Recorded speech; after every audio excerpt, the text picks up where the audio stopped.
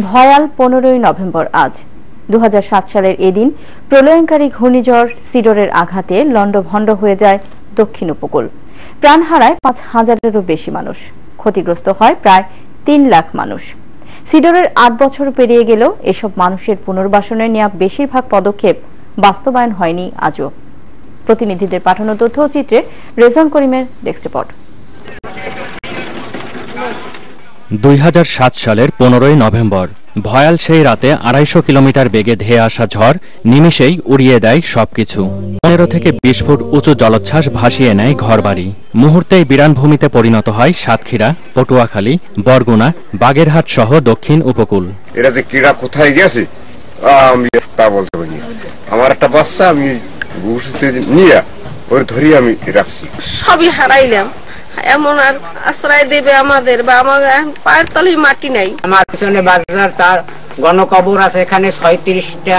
বিভিন্ন দাতা সংস্থা এগিয়ে আসে বিধ্বস্ত জনপদ পুনর্বাসনের কাজে, কিন্তু নিম্নমানের ঘর আর বরাদ্দে দুর্নীতির কারণে অনেকের মধ্যেই বিরাজ করছে চাপা ক্ষোভ।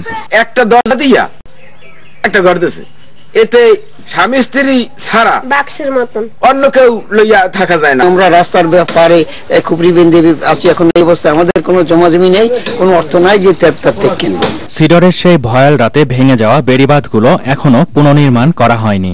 ফলে প্রতিদিনের জোয়ারের পানিতে ভাসছে এখানকার মানুষ, নষ্ট হচ্ছে আবাদি ফসল। প্রতিদিন যে নদী ভাঙে, আমরা যে সামনে যাব এরকম মানে আমাদের কোনো জায়গা নেই। 8 বছর এই বেড়িবাঁধের কার্যত কোনো বাস্তবায়ন হয় নাই।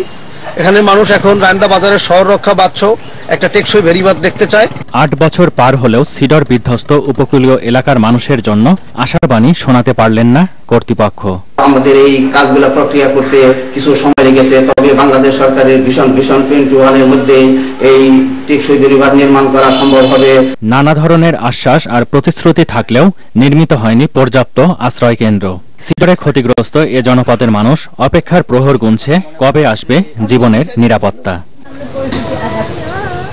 রেজওয়ান করিম, মোহনা, ন্যাশনাল ডেস্ক। প্যারিসে সন্ত্রাসী হামলা প্রসঙ্গ